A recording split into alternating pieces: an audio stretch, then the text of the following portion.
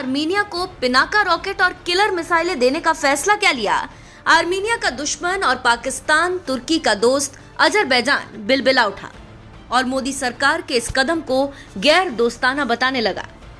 लेकिन अजरबैजान शायद भूल रहा है कि मोदी सरकार के फैसले पर सवाल उठाने वाले देशों और देशों के नेताओं के साथ क्या होता है। अगर उसे उदाहरण के तौर पर देखना है तो मलेशिया और उसके नेता महातिर मोहम्मद का हाल देख लेना चाहिए, जिसे भारत विरोध इतना महंगा पड़ा था कि मलेशिया को खुद को और देश की आर्थिक स्थिति को बचाने के लिए गिड़गिड़ाते हुए मोदी के कदमों में सिर झुकाना ही पड़ा था और भारत का विरोध करने वाले महातिर मोहम्मद को लात मारकर सत्ता से बेदखल करना पड़ा था।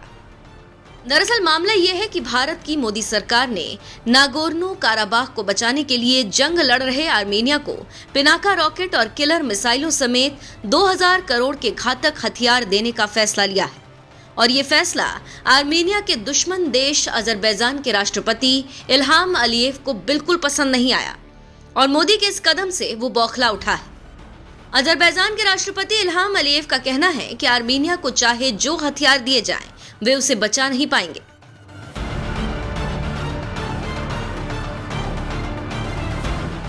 पाकिस्तान और तुर्की के दोस्त अजरबैजान के राष्ट्रपति ने बयान देते हुए कहा है कि कई देश ऐसे हैं जो आर्मेनिया को हथियार देने की तैयारी कर रहे हैं और दुर्भाग्य से अब भारत भी उनमें शामिल है। हम भारत के इस कदम को गैर दोस्ताना मानते हैं। दरअसल अजरबैजान के राष्ट्रपति इल्हाम अलीयेव ने एक इंटरव्यू के दौरान बात करते हुए कहा कि आर्मीनिया को जो भी हथियार दिए जा रहे हैं उसे बचा नहीं पाएंगे और मैंने इसे आर्मीनियाई पक्ष को कई बार बता दिया है।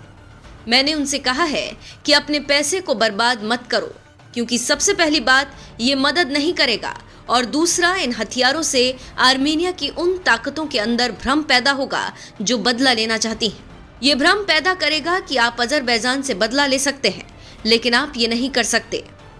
इल्हाम अलीयेव ने आगे भी कहा कि यदि हम देखेंगे कि एक बहुत गंभीर खतरे का सामना कर रहे हैं तो उस खतरे से तत्काल निपटेंगे, ये नहीं देखेंगे कि खतरा कहां से पैदा हो रहा है। इसके साथ ही नागोर्नो काराबाख के बारे में बात करते हुए इल्हाम अलीयेव ने कहा कि यह हमारी जमीन के अंदर से या हमारी सीमा के बाहर से है।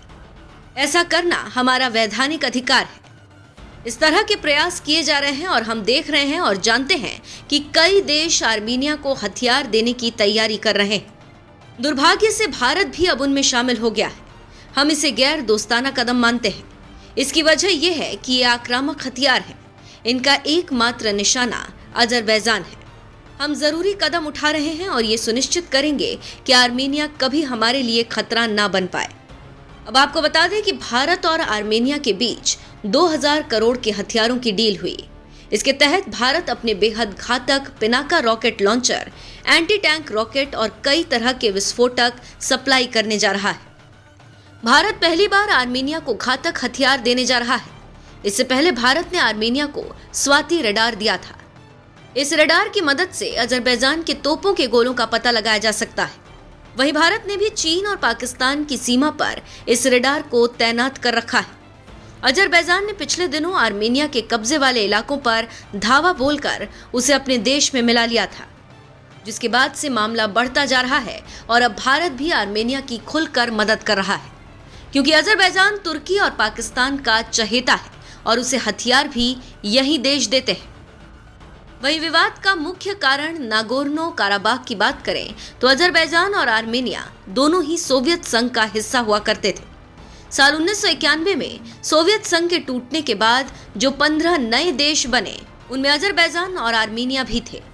लेकिन दोनों देशों के बीच 1980 के दशक से ही विवाद शुरू हो गया था।